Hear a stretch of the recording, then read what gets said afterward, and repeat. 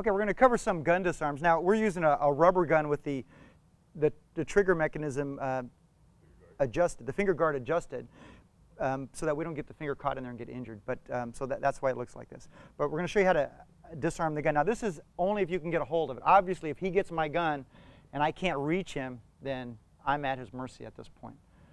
Really going to be hard to disarm him. But if I'm able to reach the gun, then I'm going to have several choices. And we're going to start with hand positioning. Either when I see my opportunity, maybe as the gun coming across your face, as he's pulling it out of your holster, for example, you're on this side of the weapon. So your left hand's going to hold the grip, and your right hand's going to hold the slide. And once I get to this position, my main objective is to point the weapon at him, right? Now, so I'm going to utilize my whole body to do that, right? I'm not going to try to just muscle with my arm because he's stronger than me. So, but my shoulder is stronger than his wrist. My whole body is stronger than his wrist. I have a mismatch there. So I'm going to turn this towards him. And a good way to secure this is once you get to this position is to wrap around and do what we'd call a figure 4 lock, where you just hug it, basically hug it in this key lock mechanism. And he's not going to get it out at this point. And if I turn it towards him now at this point we're fighting over the gun, but I have a distinct advantage. I've got control of the gun and it's pointed at him. But coming back a step, there's going to be 6 different options. One is I'm outside with both of my hands. Second one would be I'm inside with both of my hands. A third one would be I have my left hand on the outside and my right hand on the inside. And then the fourth one would be if my hands were switched, where my right hand's on the inside and my left hand's on the outside of his hand.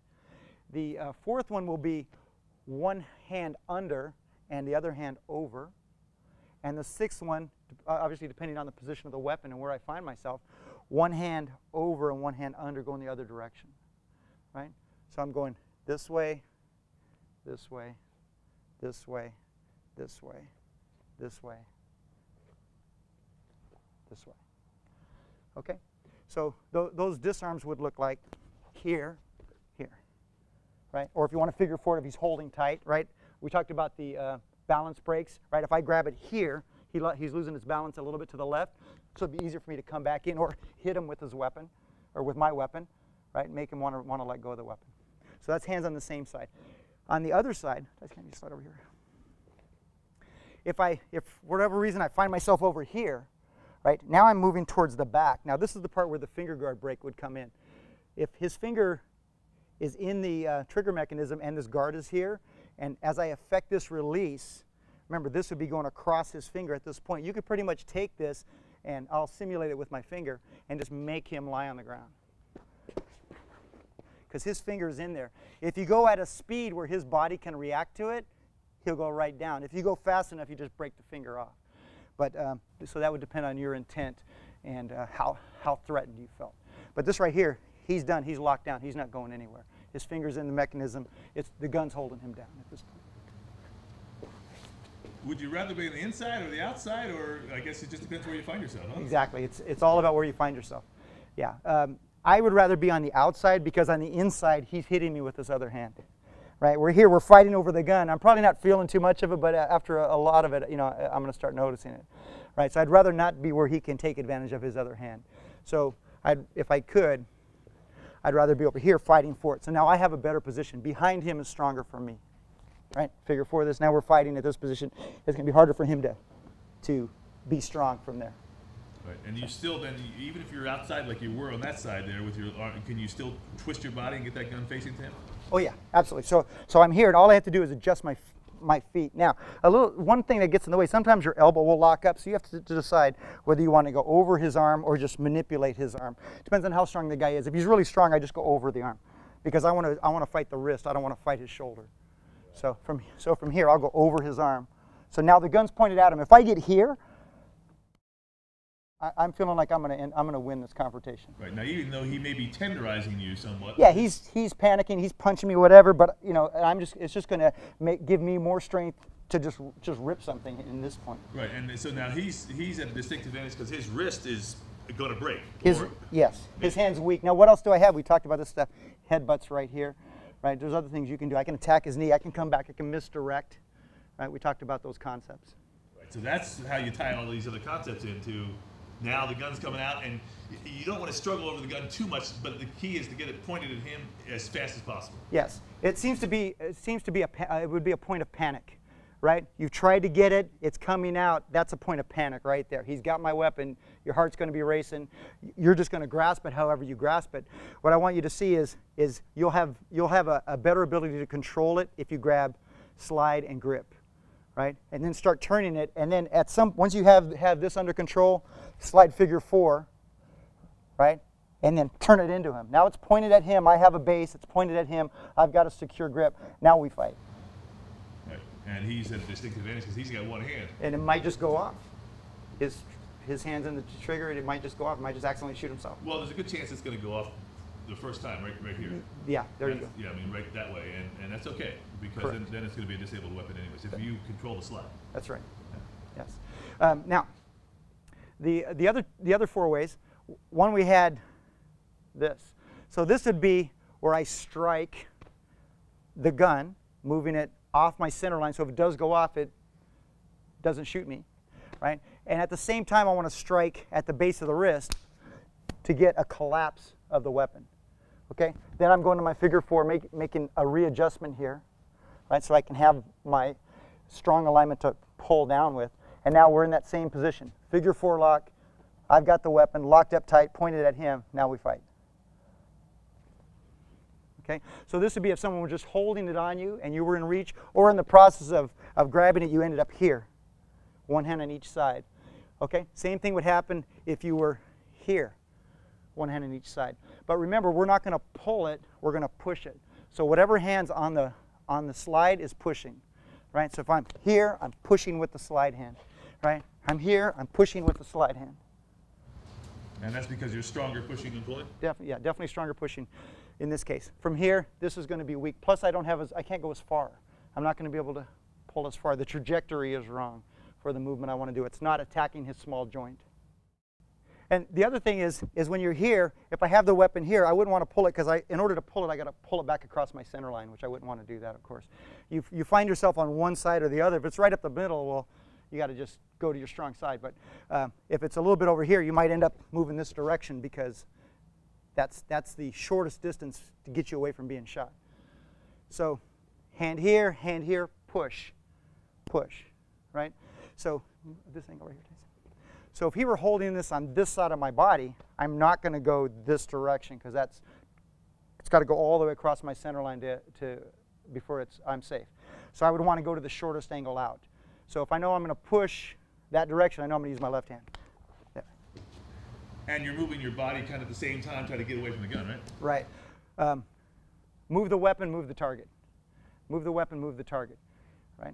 So as I move this, I definitely want to draw my shoulder back at the same time. A little footwork, notice I'm taking a little side step with my left, drawing the shoulder back and out.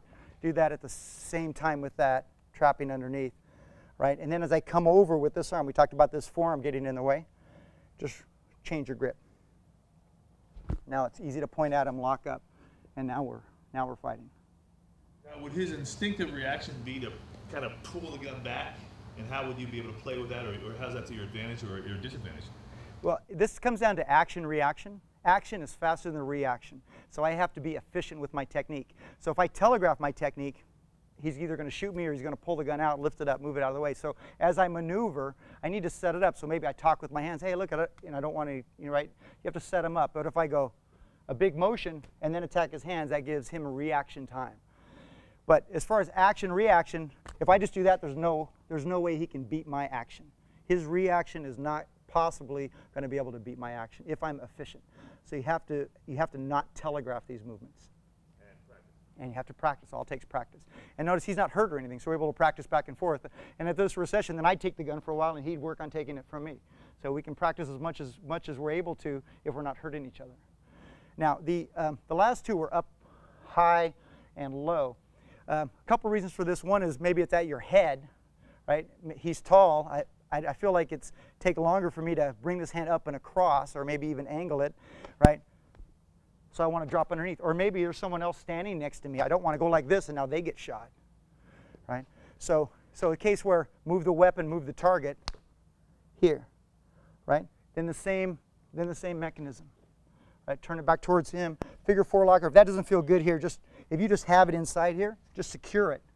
You know, just hold it tight. Your elbows tight against your body. You're going to be plenty strong here. You're locking the gun against your body, It's locked against my body, exactly. So now when I move my body, the gun moves. Got my striking maneuvers we talked about. Right. Other one, low. Probably not as common, but maybe you know, they had a moment where they dropped the gun to talk to you. You know, they wanted to be able to see. Or you saw that's where the gun was when it was coming out. Exactly. Yeah. It's coming out. It's down here. They're rising it up. So now I'm here. Okay. You have to have this rocking mechanism here in order to do this. So if I just grab the gun, now we're both fighting over the gun. I'm not going to. If he's stronger than me, he's probably going to win. So I got to be on the grip, on the slide, and then I bring it up and through. He's at a disadvantage. Exactly. That's right. And if I start misdirecting this, remember, action, reaction. If I start moving this, his fingers aren't going to be able to keep up with this, especially if I were doing it fast and hard, right? If I just twist and turn and rip and pull, his fingers aren't going to be able to keep up with this. Make sure you don't turn it back and shoot yourself. Of course, you know, keep it aimed in his general direction, right? But just fight and rip it out of there. It's probably going to come out. So quick review. As the weapon's coming out, you find yourself here. Figure 4, turn it towards him, right? If you were on the other side, as it's coming out, or maybe you're left-handed, you end up over here, figure 4. Slide grip, turn it towards him. If you can key lock it, that much more secure. Okay. Here, one hand either side, or maybe as it's coming out, you just end up like this for whatever reason, or he's holding it on you, and you feel like you don't have any other choice but to go for it. So just basically clap your hands, right? Move the weapon, move the target, figure for it, then fight for it. Same thing to the other side. Remember, you're pushing the hand, move the weapon, move the target, slide off angle, move the weapon, move the target. Up high, right? Move it into him, rip it out, right? Remember, when you practice, if you use a real gun, of course without bullets in it, but just if maybe that's the only practice weapon you have, careful of this trigger guard is really dangerous for the fingers. So you have to be really careful with that. Plus, if it's steel, it's not as forgiving on the fingers. So you have to move a little slower maybe. If it's low, this is the point you catch it. Here, bring it up. I'm making a little circle here. Circle, bring it up. Right, then I can just rip it right out of there. So even if this guy's demonstratively stronger than you, you're with that motion, with the two hands on it, you're going to be able to really defeat him. Right. The concept being that all my upper body is stronger than his wrist and fingers. Mismatch. Put my body against the weak part of his body. We just finished individual striking and maneuvers, pinches, pokes, pushes, different parts of your body you can use to strike. And the formula we're going to utilize for the weapon retention is, first thing, secure the weapon. So ideally, the person doesn't get a hold of your weapon, but if they do, secure the weapon so it doesn't come out of the holster. The second thing, establish your base. We talked about that a lot when we were working the individual basics and concepts and principles. Establish your base so you have balance, you have a strong position. Then effect the release. That's where we're going to execute the various pinches, pokes, hits, strikes, kicks, elbows, palms, hammer fists, everything that we covered previously. That's where we do that to try to get the person to want to let go and to release their grip on our weapon. Then once we've effected the release, then we want to take appropriate force option. And you would know what to do at that point. Action beats reaction, always, especially if you've practiced a bit. Now, if you're ever in this situation, you'll need to be able to control the muzzle of a handgun. And the way to do that is by controlling the slide. You've got to grab hold of that slide. And the secondary point of contact is extremely important as well, by grabbing the opponent's wrist. Now you've got two hands, and the other key factor is to attach your body to the weapon. All right? Get in close, because you don't want to be out here with one hand on this gun, because the guy's going to go ahead and torque it around on you. You've got, if the gun is out of your holster and it's in the bad guy's hand, you've got to attach yourself to it and get your body up close, and then use your torso to force the gun the direction you want. everyone watching this program has a stronger torso than anybody else's arms or shoulders. Now, I know some of you may be thinking that if the handgun goes off, is shot with your hand on the slide, that your hand is going to get damaged. No. I know from experience that this will not happen. If you've got a firm grip on this handgun, you're going to interrupt the cycle of the slide. Now, it will fire, okay? But the gun will not cycle. The spent casing will be left in the chamber. So again, if you've got that gun in close, elicit a turn, start to work your torso against his wrist. You're going to make him let go. And you've got to remember, if the gun did fire, that when you regain retention or you regain the handgun yourself, you're going to have to cycle the slide to eject that spent casing so that the gun is then active and ready to shoot. Let's move on. Now, come back in here for a second, Tyson. So let's say I'm the bad guy, and I'm attempting to take the weapon from Tyson here. There's going to be 3 different depths that we're going to work. Depth number 1 is depth, of course, being the distance between us, or the range. The first depth is I'm reaching for the weapon. Now, there's going to be several ways we're going to demonstrate to do this, but the main thing is I'm reaching for the weapon, but I don't have it yet. So that's depth range number 1. The person's reaching, but they haven't contacted the weapon. Depth range number 2 is they're on the weapon. Maybe they're working on the mechanism to pull it out, but they've got a hold of your weapon. However, they've grabbed it, right? They're holding on. That's depth range number 2. And the third depth range is, help me take this out. The third depth range is the weapon is coming out. So that's the point, as this is coming out, that we go to depth range 3, and that's going to get to the gun disarms. Okay, so we have three depths. 1 is the reaching, 2 is they've got it, 3, it's coming out. And now the gun is out of the holster or on the way out of the holster. So that's our formula that we're going to work from. Okay, bring Dave in. So first we're going to talk about how to reach in. So there's a few different ways to reach in. The strongest way would be with the person. Go ahead and reach in the strongest way, Dave. Notice he's reached in, his elbows are anchored, he's got both his hands wrapped around, he can really anchor and be strong here. So this is the point where our first thing is to secure the weapon. So what Tyson has to do is make sure the weapon doesn't come out, that he's not able to release the trigger mechanism. Now, a couple things you can do. 1, just lock him down, right? Lock him in place so he can't pull it out. So he's controlled him and he's pushing back down on the weapon. So Dave, this is Dave's not able to pull it out. So Tyson's securing the weapon. Then he's already established his base, right? He's got good balance. He's moved to a position where he feels strong. Now, what he also needs to do here is he's going to need to, from this position, he's going to have to attach himself here. Because Dave's a strong guy. Tyson's strong too. Dave's got a little more weight on him, so Dave could probably muscle him around a little bit. So if that's the case, Tyson's going to have to ride the storm. So you guys want to do that for a minute? Go. Pull it out, Dave. Okay, go stop right there. Now, that's good. Stay there. Stay there where you were, Dave. So they're here. So Tyson's riding the storm. Dave's a strong guy. He's got his weapon. He's trying to pull it out. Tyson's secured the weapon, established his base, and now he's riding the storm.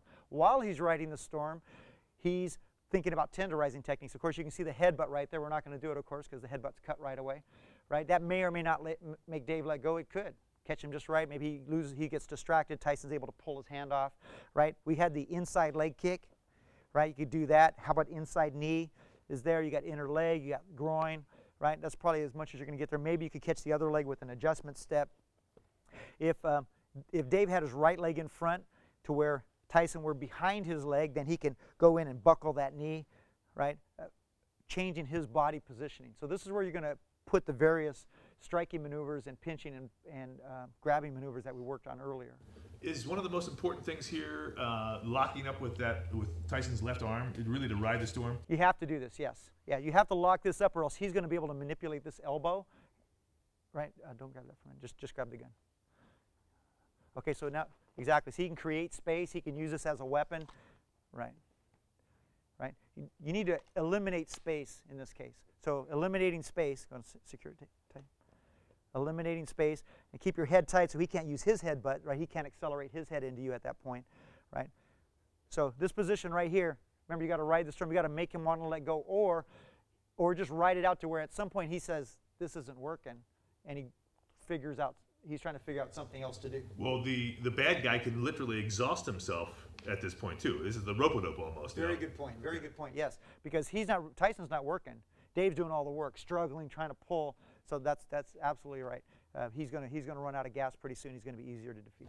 Okay, so let's look at again seeing Tyson lock up, because I think that's a very important part, and I think this is what we here comes the bad guy reaching for gun. Is this a footwork maneuver to really get close? You want to close that distance because you're actually going the wrong way. You typically are going to want to try to get away, and all of a sudden now you're moving in, right? Well, let's go back a step. Let's take it on the reach in, because if we have the reach in technique is the base. So if you start with the base of the reach in technique will connect to the base of the holding technique. So our reach in technique is as Dave reaches in to grab, Tyson's going to shift his hip back, take a step back, and he's going to push this hip out to brace his hip if he gets that close. Right? So he's going to draw his hand back, secure his weapon, brace his hip, make space, and then of course maybe even shuffle back further at this point so he can draw and take appropriate force option. So that move, so do that again. So Dave reaches in, Tyson secures the weapon, establishes base. That move right there, if he's late doing that move, this movement will connect to the second movement. Okay. Would there be an effective with that left hand even to slap his other hand away? The important thing is to secure the weapon. Right, with your right hand, with your strong hand. Because if you miss, now his hand's out in space. Well, no, with your left hand, with Tyson's left hand, would he slap? Definitely could do that. Yeah, it depends on how close he is. Right? You could bump the arm. That's another one. Absolutely could do that. Right? If he's reaching, in this case he was reaching as opposed to maybe coming up with his center more in front, then you want to control the center. Okay, so as he comes in, now let's say Dave gets a hold of the weapon. Tyson does the same exact move, but now he reaches in two hands, and that's the point that he goes to the second one. He's in basically the same position to either clear the arm or check the hip, but in this case, he's going to secure it up. So locking up the bad guy's hand or arm and then getting in close with that whole body. Yes. Then all of a sudden you've attached all your body weight to his one arm. Exactly. That's exactly right. So now he's going to get tired. The longer he works at this, Tyson's really not struggling other than, then it's a little bit of a fight in there. And he's throwing stuff, throwing stuff. This guy's totally focused on getting the weapon. Right. This guy's got more choices. Right. As long as he's locked up. As long as he's locked up. You got to secure the weapon, hold the position, and then it's a fight. And then we revert to the tenderizing, like you said, techniques. Exactly. All the tenderizing, the knees, the kicks, the headbutts, whatever you can get from here. Right? Remember, every move doesn't work from every position, so you got to take the moves that he gives you. So how long do you think without letting go of this? How long do you think a bad guy's going to be able to ride this and do this? Is it 30 seconds, 45 seconds? I mean, he'd be a marathon runner to do 30 seconds of this. As long as you're locked up and you got full body weight with him. If he's exerting all of his energy trying to pull that, 10, 15 seconds, which is going to seem like 15 minutes to this guy in that circumstance, but it's really not a lot of time. And plus, hopefully, he's got backup coming, or help. Other people are there. Partners coming around the corner. Someone can come help him, yeah. Okay? So now another way he can reach in is to try to disarm. So as he reaches in, maybe he's practiced a technique to take the weapon, so he's more efficient. He's reaching in a little differently. And also he can come from different angles as well. Right now we're working just in front. So as he reaches in, maybe he knew how to disarm the retention mechanism of the holster. Right? He had practiced techniques to do that. So he's going to be more efficient. But the system is the same. We're going to try to secure the weapon, establish base. Obviously, the first thing you want to do is draw the hip back, never let him get the gun. Right? If he does get it, lock it back in its place. Right? And if you're a little late and he's efficient and it starts coming out, well, then we get to the gun disarms. So this guy's got a little more efficient. He comes in with a technique. He knows how to disrupt it. Maybe Tyson's distracted. He's writing a ticket. His hands are up in the air.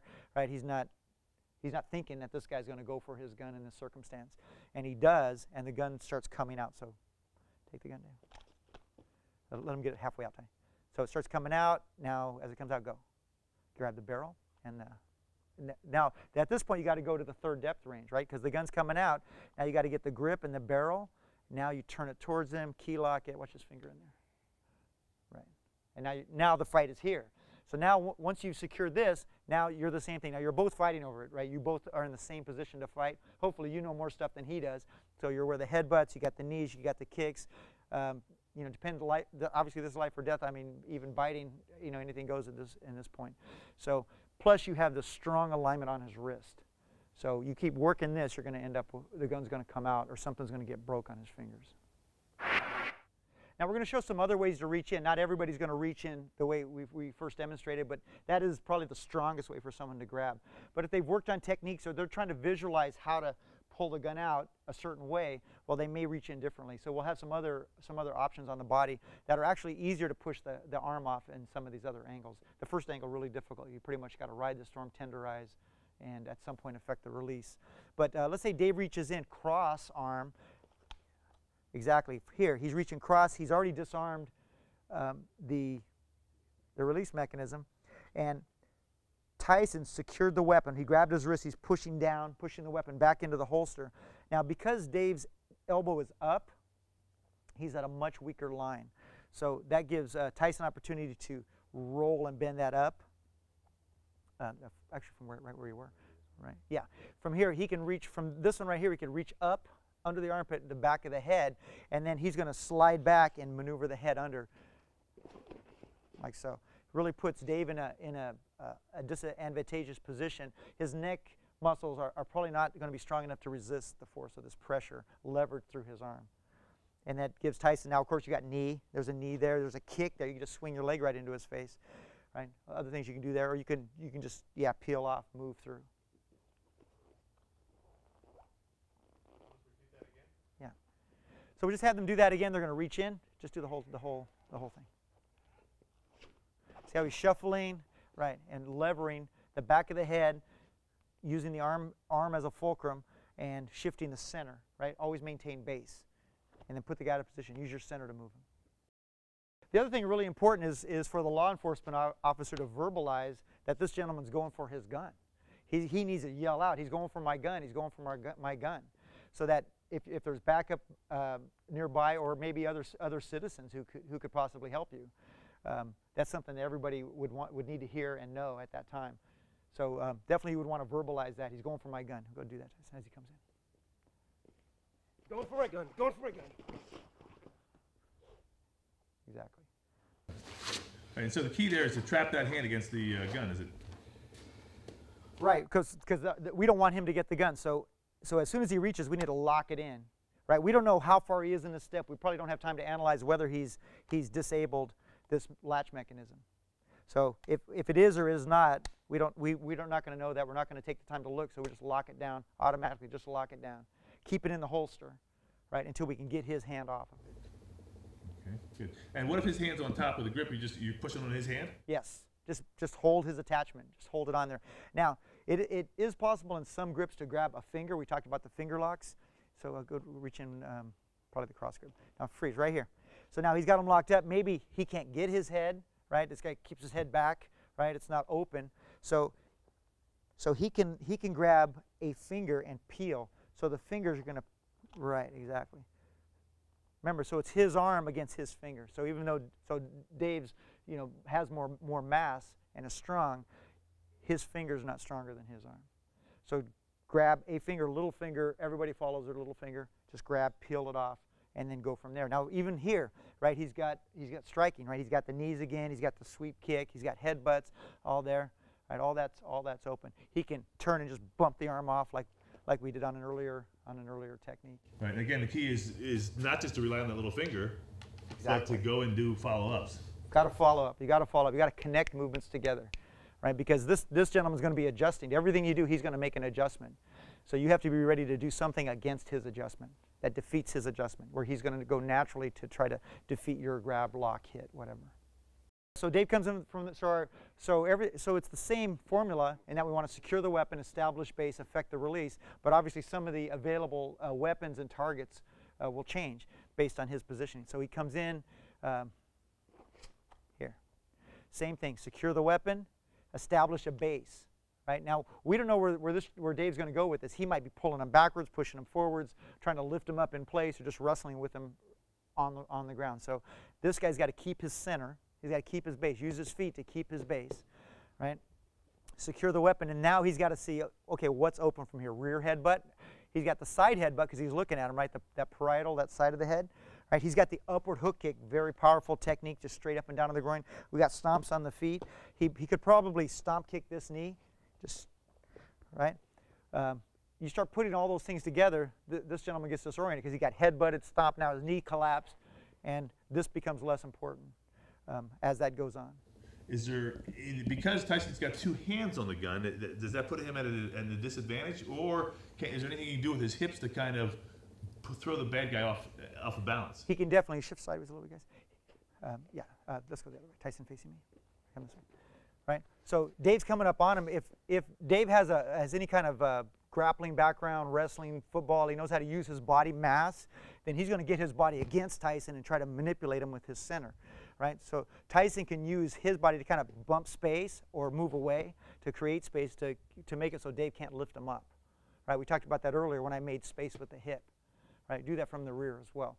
So if Dave comes up and he gets close, make space. Right? Exactly. Then you got your hit. Now you made a little bit of space. Now you throw the hit. Exactly. A little bump. Dave recovers, but then he's already getting kicked in the groin. Right? He feels that, or maybe it misses. Now he gets headbutted.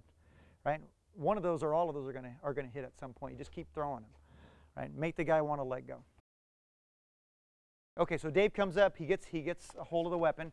So he's establishing his base. If Dave's able to get under him with his center, well, then he can actually lift Tyson up and throw him to the ground. Now they're both going down. Well, you don't want to be down there. So you got to keep your feet. So you might either check him, keep your center under his center to keep him from. He can't lift him if this guy's center's underneath. It would all be in the shoulders. Right? If Dave was able to get under, then Tyson would either just bump him with his hip, then throw. He's got a little space now. He could throw that strike. He's got the headbutt. Just combine things. Maybe got an elbow stab in there.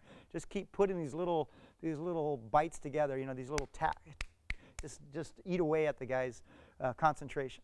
And then at some point you might be able to grab the thumb, peel it off. Take appropriate force option. So again, to recap, the key is to always trap that weapon, buy some time, and maybe try to peel his fingers off. Both hands on the weapon is what we found to be the only way to guarantee as much as possible to guarantee that weapon's not going to come out. And that's what you're fighting for, is that weapon. If you secure the weapon, there's still a lot of other things you can hit with. The legs we see are useful. The head is useful. You can make space. At some point, you can use your hands to peel. You might be able to, if they only have one hand and it feels weak, you might be able to use your other hand for a strike and then get back to the grip. But really important to make sure the weapon stays in. If the weapon stays in, that's the focus of the fight. So let's review. Obviously, our main objective is to be aware of our surroundings and to not let the bad guy even close to our weapon. Constantly checking our distances and never getting lax with a subject. We know from our studies that the average individual, not an athlete, but the average individual can close a 10-foot distance with 2 big steps in less than 1 second. So you don't have a whole lot of time. You've always got to be aware of your surroundings. And if the subject does, in fact, get a hand on your gun, then you've got to secure the weapon with your strong hand and lock up with your offside arm so that all your weight is concentrated on the one arm of the bad guy that's trying to get your weapon. Now, I know this sounds backwards to actually get closer to the threat, but if they've got a secure grip on your weapon, you don't want them to start tossing you around by the belt. And if you're trying to be out here and he's yanking you around and your holster's locked up in a duty format and it's not going to slide, he could actually use this as a lever against your body. And that's another good example of why you're going to want to establish a base, no matter what the size of the opponent. It's hard for them to lift you up, to move you, or to throw you around if your weight is below there. Let's move on now with some more retention techniques that are designed to help you stay alive. So we've covered the front and we've covered the rear. Now we're going to cover the side. So your suspect comes in from the side, or maybe you're talking to someone else. This is their friend running in from the side to help them try to sneak up on you a little bit. You're busy. This guy comes in from the side. Same formula. Secure the weapon, right? Establish a base. You have to establish a base or this guy's going to have an advantage, right? Then affect the release. So that's your striking. So So things you can do from here. You got the leg, got the head, knees, right? You just work on them. Now, another thing you can do is you can misdirect. So from here, if Tyson turns his hip one direction and then comes back the other direction, his idea would be to move Dave's center. So move him, even with a step, move him one direction and then come back another direction. Right. He can change his position and line up maybe a different move, a strike, a different kind of headbutt, or get his body in position where he can peel a finger off. Right. Establish a better base. Right. Initially, you want to establish a base or a position that keeps the weapon from coming out and keeps you on your feet and stable. But along the way, you want to establish a more strong base, so you have to work your way to that. A good way to do that is to misdirect the guy's weight. Move him one direction and then the other. He's busy trying to keep his balance so that it gets his mind off of his initial focus, which is the weapon. Let's see a demonstration of moving his weight again, and I guess that's really just that short, small step and moving your hips, right? Small hip adjustment with a little footwork. And describe making a base. Really is, I guess you're kind of sitting your weight down a little bit. You're putting your weight a little closer to the ground, right? Bend your knees, widen your feet, bend your knees, feel your middle, feel your center, solid connected with the rest of your body. Oh, same one again. So he comes in, secure the weapon, base. So he dropped his weight, separated now. Now Dave could throw a knee here too. So now Tyson wants to try to disrupt Dave's center. So he's just going to make a couple of quick hip adjustments, right? And actually the first one was probably the best one because that moved to the back of his wrist, right? And he could even go back a third time. We'll see he was already able to affect the release, right? And then maybe you're going to have to do another kick or a headbutt to get the guy to back up, right? And then you're able to take appropriate force option at that point. So then describing that first move he made, maybe a little bit more in slow motion. Let's go ahead and go lock up again. Let's see how that works, because you've got the guy there and you're going against his wrist, huh? Yes. Now he went down, widened his base, established his center. That's going to change Dave's trajectory of his body. He was reaching in at a certain height. Now he's having to go down here.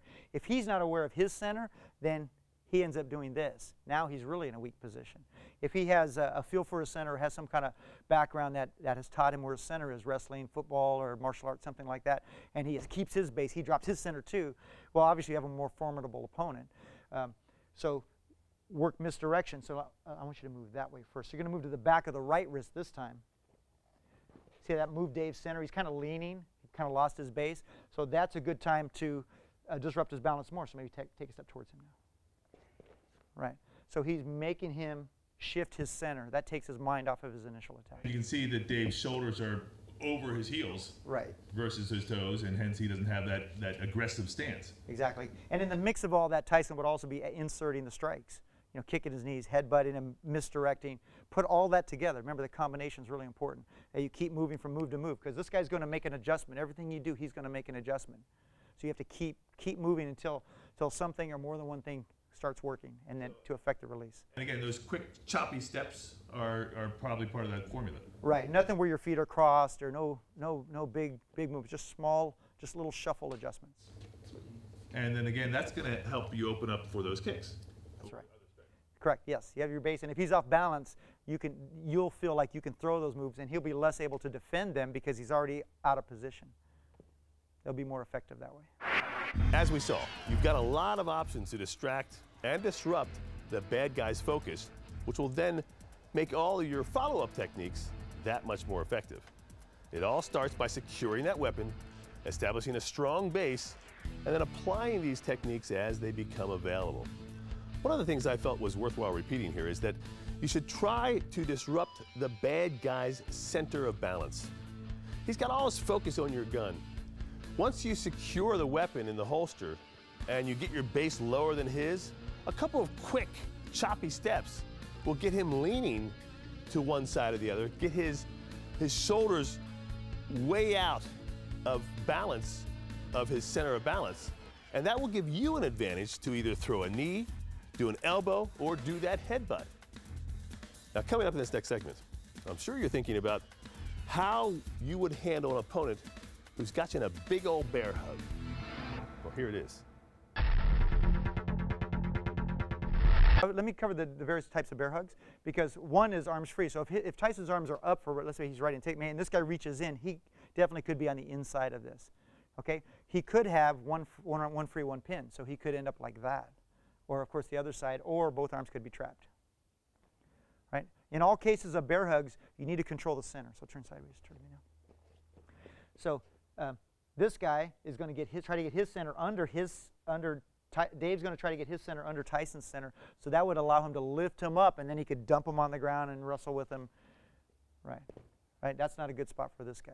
So what this person needs to do is need to drop his weight, drop his center, and then make space from there. So it's a movement, yeah, little bumps, little shifts with the hip, keeping your center a little bit forward, right? And once you have this space here, now, and then of course you got your hook kicks, you got your stomp kicks, you got your headbutts, you got elbows, you know. And of course, you know you have your weapon there. You could draw your weapon at this point as well. If this is a life-threatening situation, I would presume, or definitely secure the weapon if you don't want to risk pulling it out and having it be involved in the fight. Well, if your hands are locked up, it may be hard to do that. When both arms are locked, well, remember he disrupted his center already, so that already affected this particular release. But if he's here, right? So yeah, you're right. First thing, establish your base, right?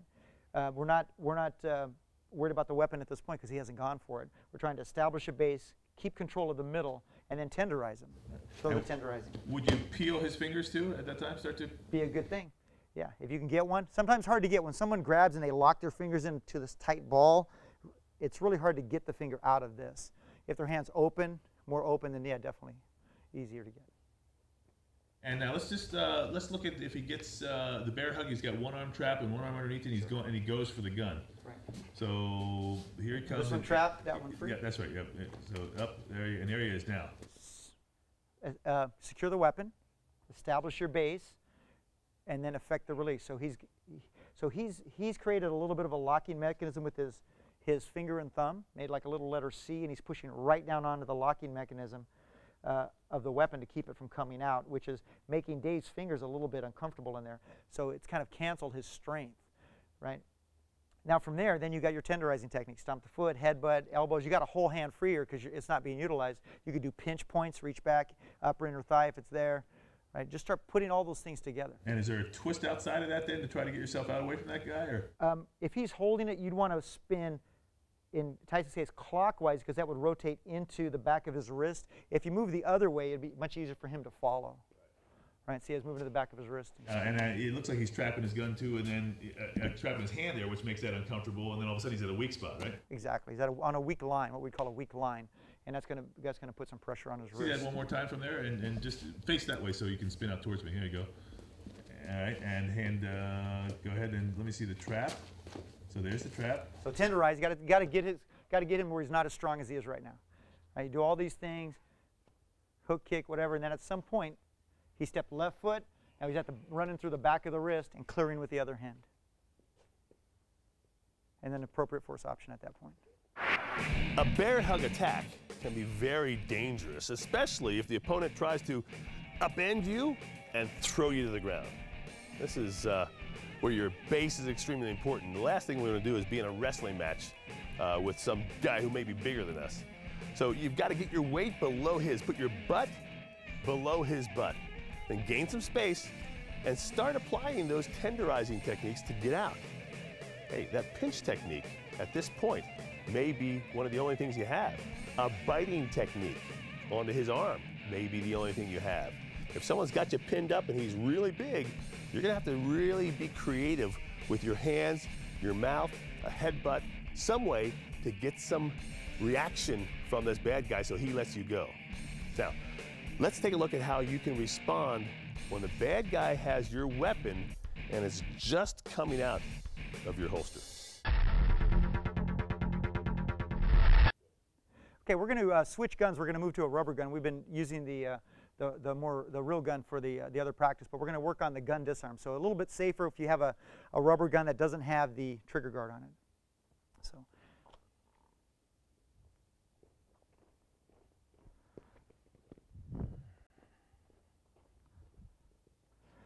Okay, so in these scenarios, Dave's going to be successful at withdrawing the weapon. Tyson's going to grab the gun at whatever angle he can get, because that's that point of panic where you just need to latch on. Remember, one hand on the barrel, on the slide, one hand on the grip. And I guess you would like to get the gun as soon as possible, right? Definitely, you want to get the gun as soon as possible. Obviously, you're trying to secure it. This is the point where you went to secure it and it's already coming out. So at any of those degrees on the way out, you've got to try to grab and get it. Now, obviously, if it's halfway out, if you're able to grab it and push it back in, great, you're back to depth 2. Okay. So how about be distracted, Tyson? Maybe you're looking this way and he...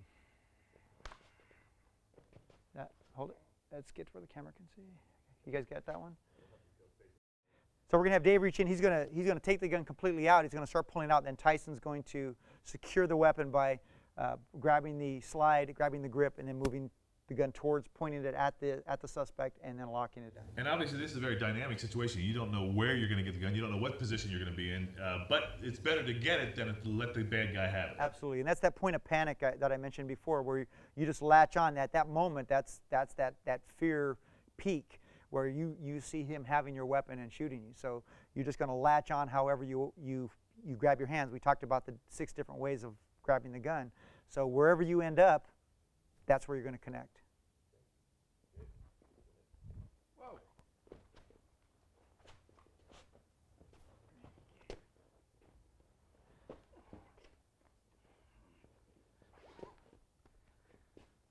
Okay, so what do we see there? How about we do that a little bit slower? So that was a great up to speed. So we're going to do that a little more slow motion, more of a walk-through speed. So go at a speed where we can catch all that.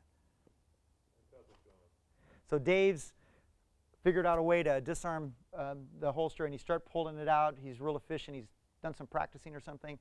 And now Tyson latches at this point, one hand on the slide, one hand on the grip. So now is the point where they're fighting for the gun. So Tyson has the advantage by having the slide, so he's going to just turn the gun into him, right? And then I think he did a figure 4 in that last one. Let's see. Yes. So he's able to lock that figure 4 mechanism. So let me show this real quick.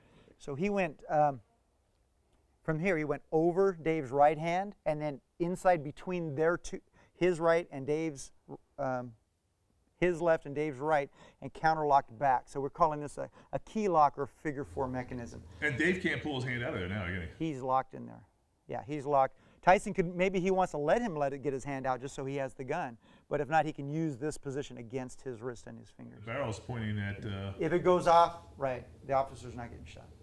Okay, and then what did you do from here? You just a little hip motion? Or? Then he used, yes, a little back and forth hip motion, a little footwork.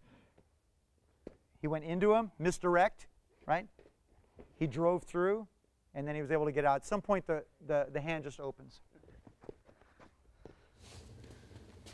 Okay, and now what's interesting is Dave, he is pulling the gun out, but it's not ready to shoot yet. He's really got it kind of just backwards.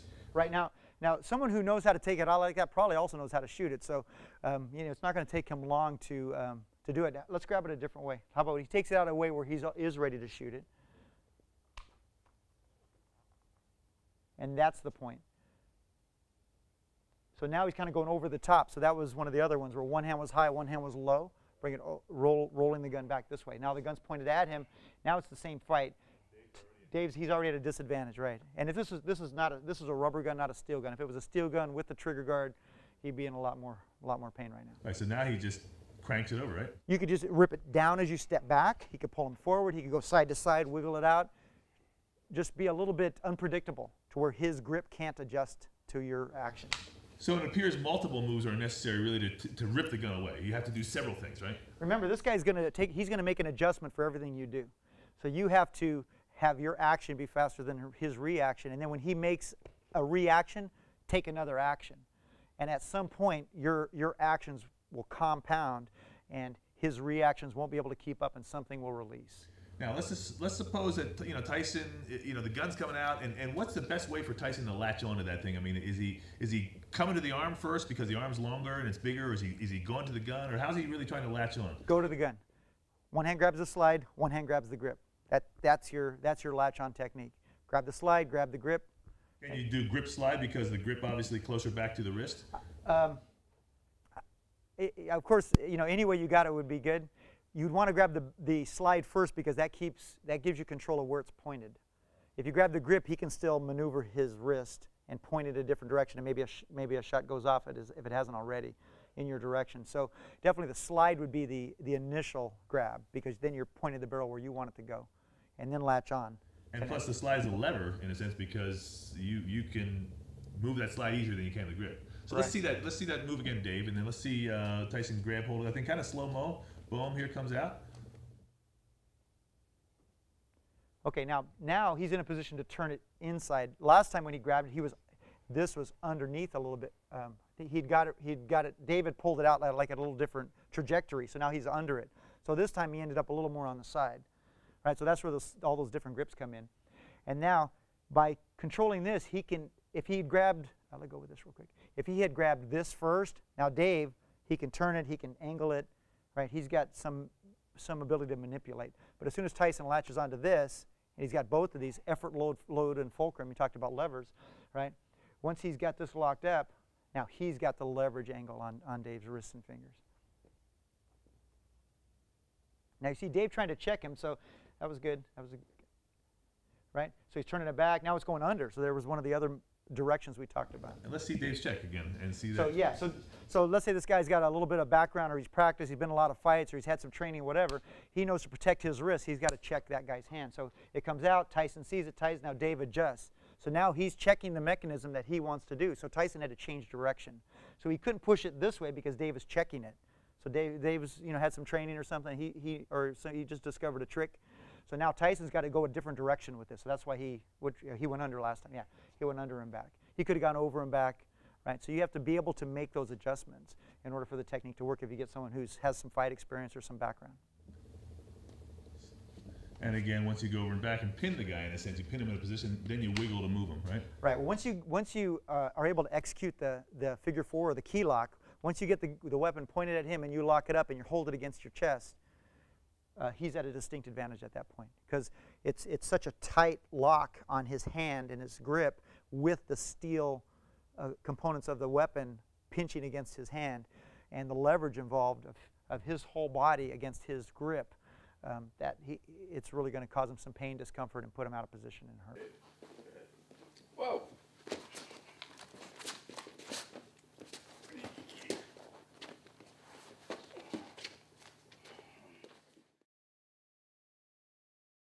Okay, so from the side, he gets the weapon out from the side.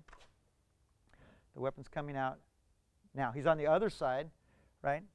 His left hand's now on the slide.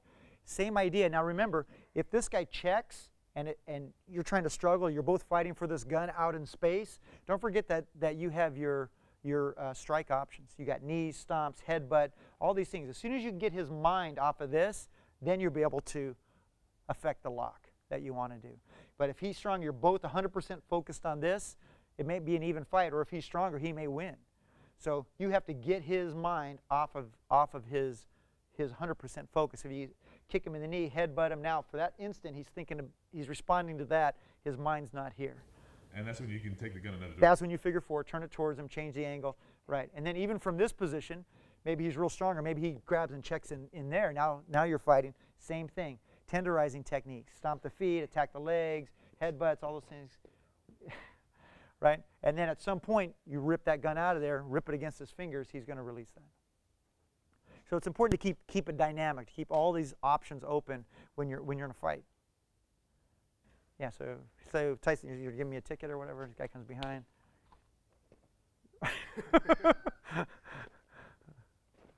Okay, now see, this is the struggle part. So this is the point where Dave's still got a strong base. Tyson's he's secured the weapon, established his base. Now he's got to affect the release. Remember, the strikes and the lockup are all part of affecting the release. So in this case, he's got to do some striking first, and then maybe he might even have to change his hand grip. He might have to adjust his grip. But at some point now he's moving to Okay, so you can see even without his finger, even without a trigger guard, it still affected his finger because it was trapped in the grip, and it was able to manipulate him.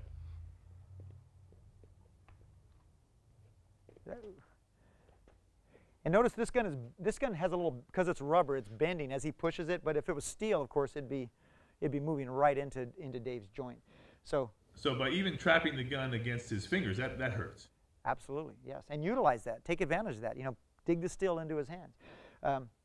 Secure the weapon, establish your base, affect the release. Remember, affect the release is going to be a combination of striking, pinching, hitting, whatever's open, and this locking maneuvers. You've got to adjust your position at some point Whenever you feel an opening, you can get it, take it. Right. And then right there. Now, Tyson's grip is holding Dave's finger in there, even though this gun doesn't even have a trigger mechanism. So you can see how it's affecting Dave. He's not going down just to be nice. He has to go down because his finger's locked up in there. And that's not even steel holding against his finger joint. Pretty effective technique. And it's pointed at him. If anybody gets shot, the bad guy gets shot. So you can see, whenever we control the slide of the handgun, we control the handgun. Especially, and maybe more importantly, when you use your other hand to attach to the wrist or the grip of the opponent. And then you work that slide as a lever. It's really effective. Obviously, you've got to be extremely aware of the muzzle direction. Now, I'm sure a lot of you are going to want to practice these techniques, and I suggest that you do. But I've got a big request. Please, don't use a real firearm. Use a practice gun. We have plastic, non-firing practice handguns available on our websites, or you can use an airsoft gun, or you can use some other type of practice gun, but under no circumstances should you use a real handgun in your practice sessions. Again, think about attaching to the slide, attaching there, and then, probably more importantly, try to learn or figure some techniques to get that body up close, because you want to put your core, your power and your weight onto this gun, and at that point, you've got it. He's not going to get it back.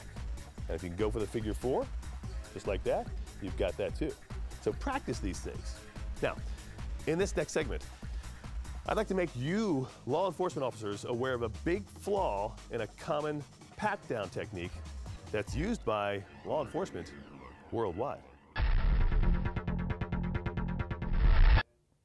Okay, well, common pat-down technique is to have someone put their hands against the wall, maybe tell them, spread your legs apart, right? Then you come up, you check their shoulder, and you come up and you start patting them down. At some point, you've got to get your hand there. Now, Dave trapped his hand.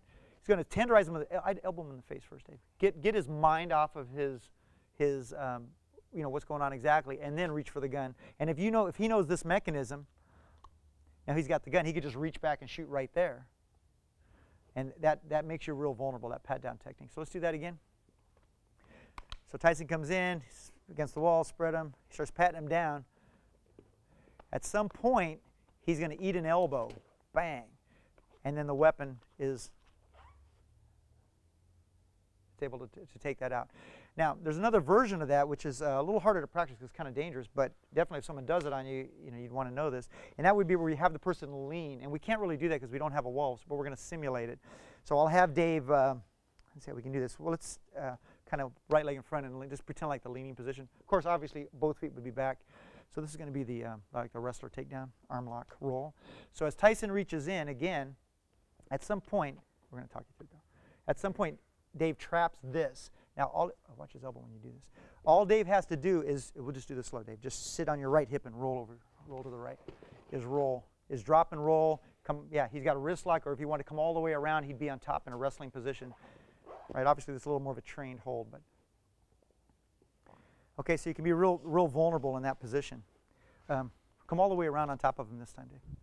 So he's leaning against the wall. Use your imagination, right? He grabs his arm, secures him, and then just drops and sits and rolls.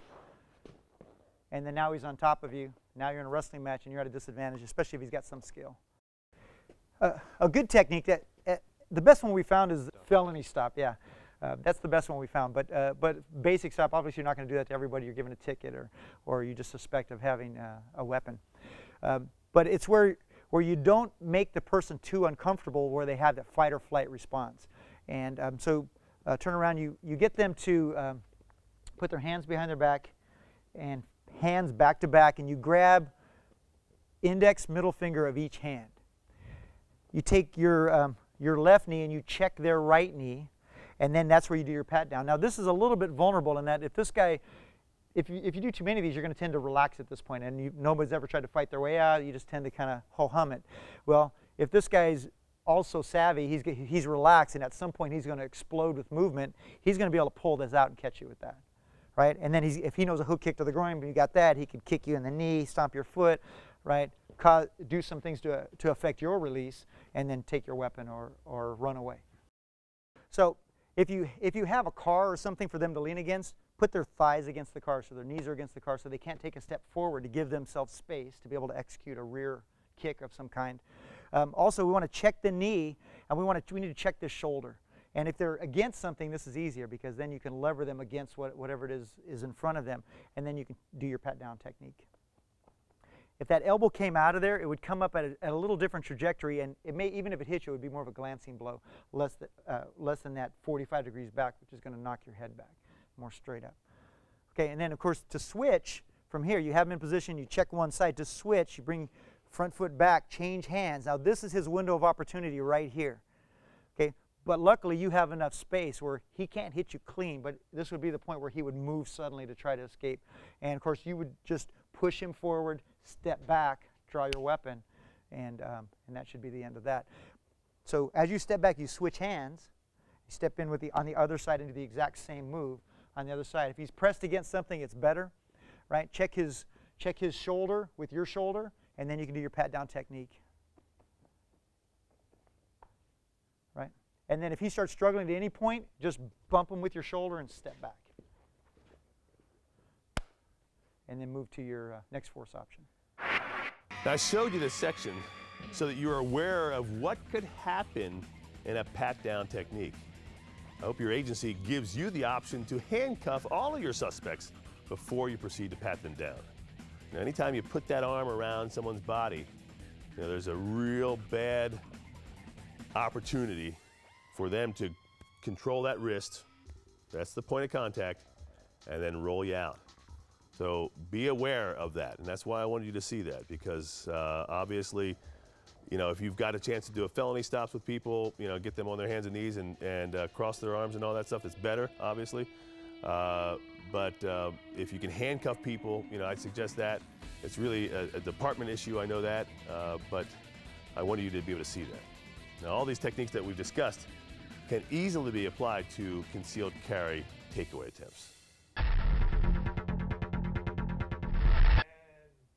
So now we're going to move to concealed carry. The formula is going to be the same, right? We want to secure the weapon, establish our base, effect the release, move to a force option. What's going to change a little bit is the angle. Because the weapon's generally behind you in a kidney position, it's awkward to reach back and secure the weapon. So securing requires a little better timing and a quick movement of the hip in order to break the release a little quicker. So so Tyson's carrying a weapon under his shirt here. So as Dave reaches in, Tyson's going to have to reach back, and we're going to reach back across this way to try to impact the grip. And then if Dave's reaching with his right hand, we want to move to the back of the hand. Remember, we talked getting behind the arm is better. His wrist is less flexible this way than it is this way. He's stronger on this side, weaker on this side. So for all those reasons, we're going to move around to the back. Okay? So Tyson's in position. As Dave reaches in, Tyson feels it. Remember, we have our three depths: reaching, holding, pulling out. So we'll work it from that perspective.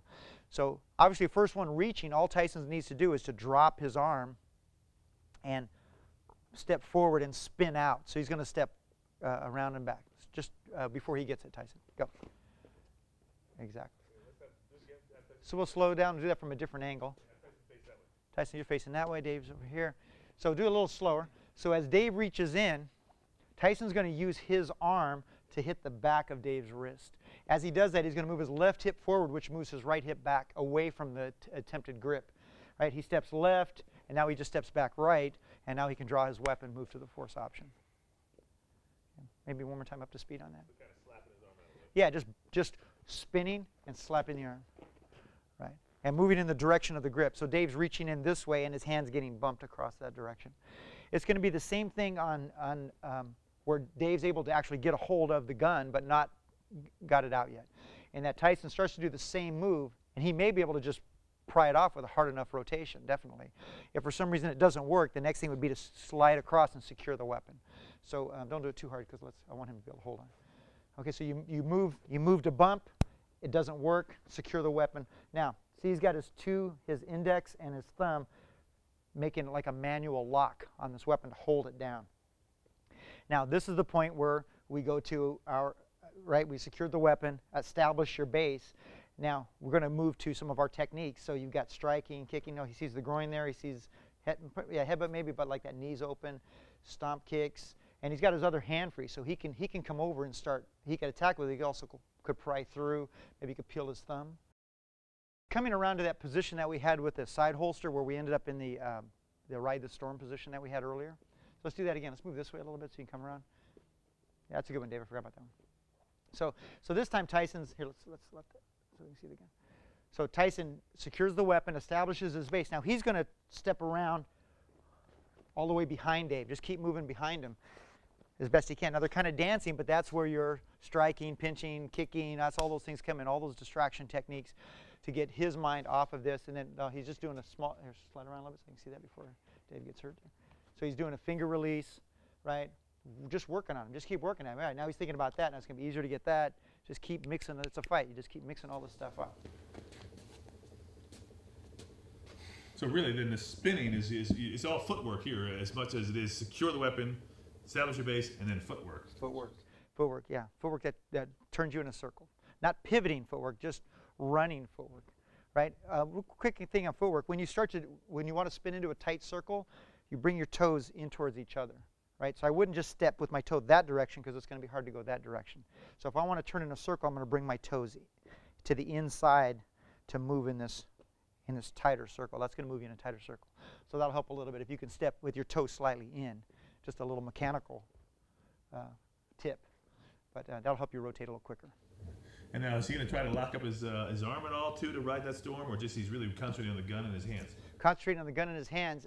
And as you saw, once he never got around to the point to ride the storm because by the time he got there, Dave's wrist was all locked up because of the starting position of the weapon.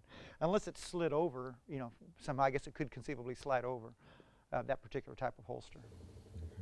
Okay. What if Dave actually now, kind of bear hugs him and comes up and reaches for the gun? Let's do how about a front bear hug, since we've already done the rear bear hug on the other one. So from the front, so that way when he reaches in, he'll be able to, he'll reach in here and he'll feel this here, and then we can work on the front bear hug and also that. Okay, so Dave reaches in, he's wrestling, then he realizes this guy has a gun. So now here, let's expose it real quick. So we're going to expose it so we can practice here. All right, so we talked about the center, keeping Tyson's center away from his center, establish your base, right? Yep, tenderizing techniques. Right, if he keeps his center back, Dave's going to have a hard time getting out as long as Tyson can secure it. It's sliding, so he's almost pulling the whole holster mechanism out. Slide around this way a little bit.